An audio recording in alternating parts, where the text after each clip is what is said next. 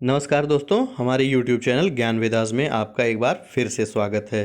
चर्चा कर रहे थे हम यूपी पीसीएस 2017 प्रारंभिक परीक्षा में पूछे गए प्रश्नों और उनके उत्तर के बारे में। उसी सीरीज़ में एक और वीडियो है ये, इसे देखिए और इन प्रश्नों को याद करने का प्रयास कीजिए।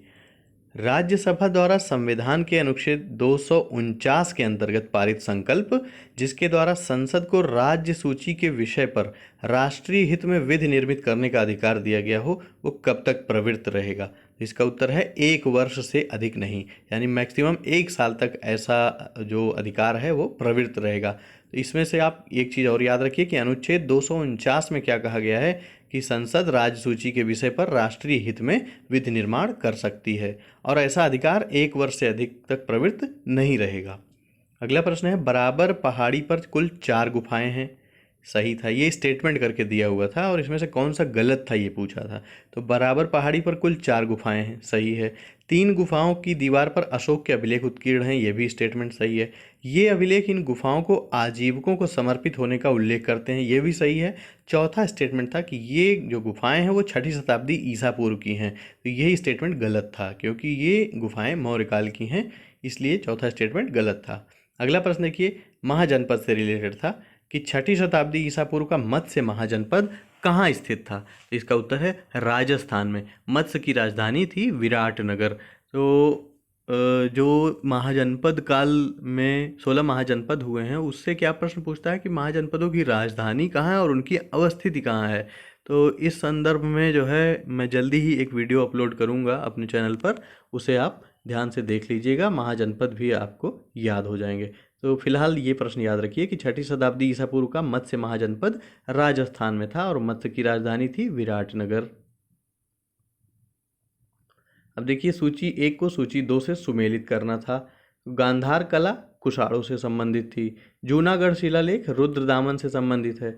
मिलिंद पन्हो मेनेंडर से संबंधित है और तक्षशिला लेख पतिक से संबंधित है। अब देखिए, किसके काल में कौन सा युद्ध हुआ था, इसके बारे में एक प्रश्न था। हेक्टर मुनरो बक्सर के युद्ध से संबंधित है। लॉर्ड हेस्टिंग्स आंग्ल नेपाल युद्ध और लॉर्ड वेलेजली चतुर्थ आंग्ल मैसूर युद्ध से संबंधित है।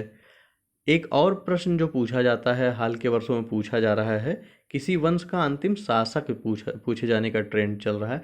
तो जौनपुर राज्य का अंतिम शासक पूछा था, इसका उत्तर है हुसैन शाह।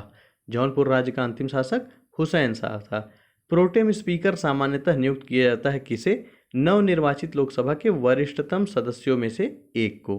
अब देखिए, तीर्थंकर और उनकी प्रतिमा लक्षण सुमेलित करने को पूछा था। आदिनाथ का संबंध है वृषभ से। मल्लिनाथ जल कलश, पार्श्वनाथ सर्प, संभवनाथ अश्व।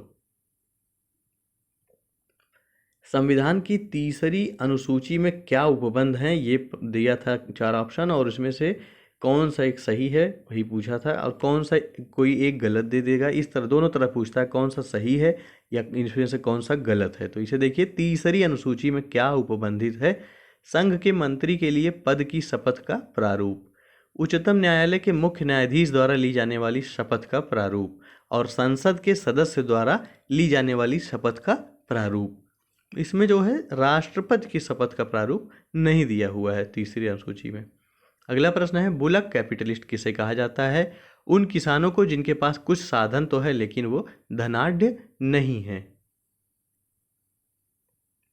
राज्यसभा का सर्वप्रथम गठन कब किया गया था? 1952 ईस्वी में। अंतर्राज्य परिषद का गठन करने के लिए अधिकृत है कौन? राष्ट्रपति। कथन और कारण में देखिए, भारत एक लोकतांत्रिक देश है और कारण दिया है भारत का अपना एक संविधान है।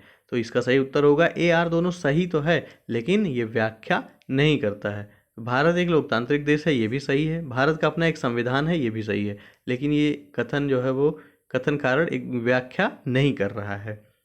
संसद सदस्यों का सामूहिक विशेषाधिकार कौन सा नहीं है? साक्षी के रूप में उपस्थिति से स्वतंत्रता, ये व्यक्तिगत विशेषाधिकार है। तो संसद सदस्यों का सामूहिक विशेषाधिकार क्या नहीं है? साक्षी के रूप में उपस्थिति से स्वतंत्रता। राज्यपाल को उच्च न्यायालय के न्यायाधीश की नियुक्ति का अधिकार नहीं है, ये स्टेटमेंट सही था। राज्यपाल के बारे में 4 कथन देकर पूछ दिया था, कौन सा इसमें से गलत है? तो राज्यपाल को उच्च न्यायालय के न्यायाधीश की नियुक्ति का अधिकार नहीं है, ये कथन सही है। वह विधानमंडल का हिस्सा नहीं है। तो ये कथन गलत हो गया, क्योंकि राज्यपाल जो है वो विधानमंडल का हिस्सा होता है। अगला था स्टेटमेंट कि उन्हें विधान परिषद में कुछ सदस्यों को मनोनीत करने का अधिकार है। तो राज्यपाल विधान परिषद में कुछ सदस्यों को मनोनीत करता है, ये स्टेटमेंट सही है। अगला है उसके पास कोई न्यायिक शक्ति नहीं है, ये भी गलत है। राज्यपाल के पास राष्ट्रपति की भांति ही न्यायिक शक्ति भी होती है।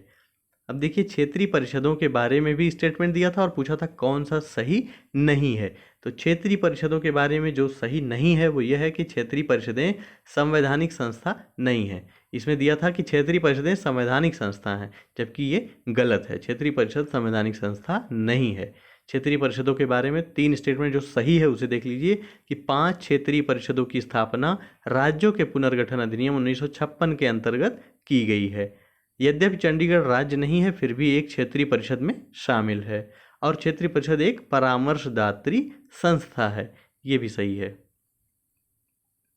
अब देखिए सूची 1 को सूची 2 से सुमेलित करना है। संविधान संशोधन कौन सा था और उसके द्वारा क्या प्रावधान किया गया, ये देकर के पूछ दिया है। तो न्यायिक पुनरीक्षण शक्ति का परिसीमन जो है 38वें संशोधन से संबंधित है। संपत्ति के अधिकार को मौलिक अधिकार से हटाना 44वें संशोधन से संबंधित है। मताधिकार की आयु 21 वर्ष से 18 वर्ष किया जाना 61वां संविधान संशोधन, और उद्देशिका में पंथ निरपेक्ष शब्द का जोड़ा जाना 42वां संशोधन है।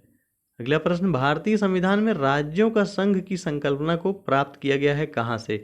ब्रिटिश नॉर्थ अमेरिका अधिनियम से। तो भारतीय संविधान में जो राज्यों के संघ की संकल्पना है उसे ब्रिटिश नॉर्थ अमेरिका अधिनियम से प्राप्त किया गया है। लोकसभा का अधिवेशन गठित करने हेतु गढ़ पूर्ति क्या है? गढ़ पूर्ति अर्थात कोरम कितना होता है लोकसभा का अधिवेशन गठित करने हेतु? इसका सही उत्तर है सदन के सदस्यों की कुल संख्या का 10वां भाग। तो फ्रेंड्स, उम्मीद है ये सारे प्रश्न आपको याद हो गए होंगे, और अगर कहीं पूछे जाते हैं ये प्रश्न तो आप डेफिनेटली उन्हें सही करेंगे। इसी विश्वास के साथ मिलते हैं अगले वीडियो में कुछ और अच्छे क्वेश्चंस के साथ। नमस्कार।